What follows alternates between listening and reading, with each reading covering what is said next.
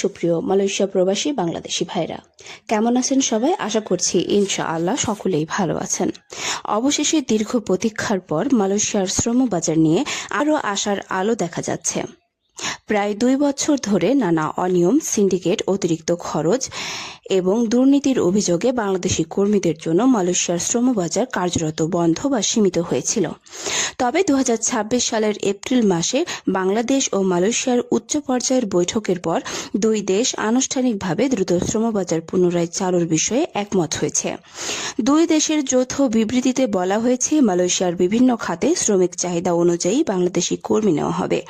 তবে এবার জোর দেওয়া হচ্ছে স্বচ্ছ, নৈতিক এবং প্রযুক্তি নির্ভর নিয়োগ ব্যবস্থার উপর, যাতে আগের মতো সিন্ডিকেট বা মধ্যস্থভোগীদের দৌরাত্ম্য কমানো যায়। তো বন্ধুরা, চলুন একটি ভিডিও দেখে আসি। ভিডিওর মাধ্যমে আপনারা সমস্ত কিছু বুঝতে পারবেন। শ্রমগামে উন্নয়ন দৌড়ে এগিয়ে যাচ্ছে মালয়েশিয়া। সেসব বিদেশি শ্রমিকের 1/3 বাংলাদেশি। বৈধ ও অবৈধ মিলিয়ে দেশটিতে কর্মরত শ্রমিকের সংখ্যাটাও 20 লাখেরও বেশি।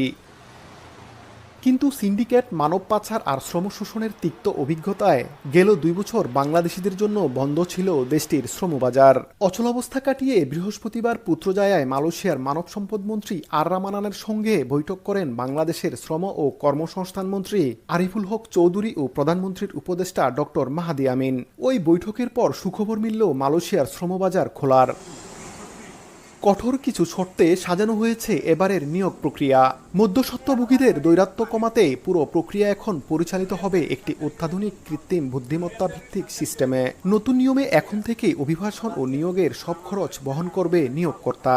আমরা যে আলাপ আলোচনা হয়েছে তাতে অনেকটাই আমরা ধরে নিতে পারি যে সকল সমস্যা আছে, এটা ইনশাআল্লাহ আমাদের দুই দেশের কূটনৈতিক আলোচনার মধ্য দিয়ে ইনশাআল্লাহ খুব অতি সত্বরই এটা সমাধানের দিকে যাবে। শ্রমিকদের স্বার্থ সংশ্লিষ্ট যে বিষয়গুলো রয়েছে, বাংলাদেশি প্রতিটি প্রবাসী যেন অধিকার এখানে সুপ্রতিষ্ঠিত হয়, মানবাধিকার যেন নিশ্চিত হয়, সেগুলো আমরা অবশ্যই এখানে কার্যকর করতে চাই। দুই দেশের সরকারের নীতি নির্ধারকদের বৈঠককে স্বাগত জানিয়েছেন প্রবাসী বাংলাদেশিরা। দেশে ভিটেমাটি বিক্রি করে বিদেশে এসে আর কোনো প্রতারণায় সর্বশান্ত হতে চান না আর কেউই। সর্বোচ্চ বেতন বা সর্বোচ্চ সুযোগ সুবিধা যেন তারা প্রদান করে, সবকিছু জেনে শুনে এবং সঠিকভাবে সঠিক তথ্য নিয়ে মালয়েশিয়া আসার অনুরোধ জানাচ্ছি। নতুন সরকারের দৃষ্টি আকর্ষণ করছি সিন্ডিকেট মুক্ত, স্বল্প সময় এবং অল্প খরচে যেন মালয়েশিয়ায় প্রত্যেকটা শ্রমিক এই নতুন এমইউর মাধ্যমে আসতে পারে।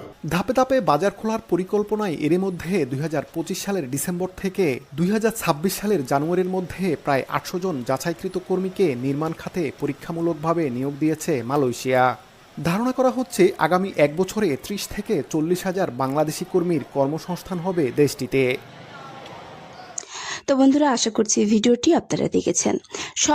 এখানে সবচেয়ে গুরুত্বপূর্ণ বিষয় হলো, মালয়েশিয়া সরকার এখন এমপ্লয়ার পে বা নিয়োগদাতা খরচ বহন করবে এমন নীতির দিকে যাচ্ছে বলে আলোচনা হয়েছে।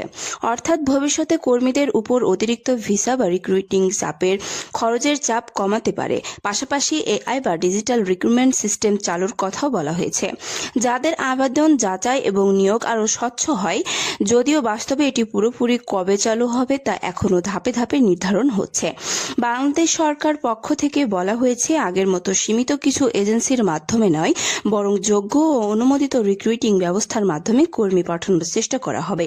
এতে কর্মীদের খরচ কমার সম্ভাবনা আছে। তবে বাস্তবে সুযোগ পেতে হলে সরকারি অনুমোদিত প্রক্রিয়া, বিএমইটি নিবন্ধন, সঠিক মেডিকেল এবং প্রশিক্ষণের উপর গুরুত্ব দিতে হবে। বিশেষ করে নির্মাণ, ম্যানুফ্যাকচারিং, সার্ভিস ও প্ল্যান্টেশন সেক্টরে বাংলাদেশিদের জন্য সুযোগ বেশি থাকতে পারে। তবে এখানে সতর্ক থাকার জায়গা রয়েছে। শ্রমবাজার খুলছে মানেই যে সঙ্গে সঙ্গে সবার জন্য ভিসা চালু হয়ে গেছে, এমনটা ভাবা ঠিক হবে না। বাস্তবে এটি ধাপে ধাপে চাহিদা ভিত্তিক এবং যাচাইকৃত নিয়োগের মাধ্যমে শুরু হওয়ার সম্ভাবনা বেশি। তাই দালাল বা ভুয়া এজেন্ট যদি এখনই ওপেন ভিসা, গ্যারান্টি জব বা অল্প টাকায় মালয়েশিয়া বলে প্রলোভন দেখায়, তাহলে খুব সতর্ক থাকতে হবে। কারণ আগের অভিজ্ঞতার চেয়ে বেশি ক্ষতিগ্রস্ত হয়েছেন সাধারণ শ্রমিকরাই। বর্তমান পরিস্থিতি বলছে, মালয়েশিয়া শ্রমবাজার বাংলাদেশের জন্য আবারও বড় সুযোগ তৈরি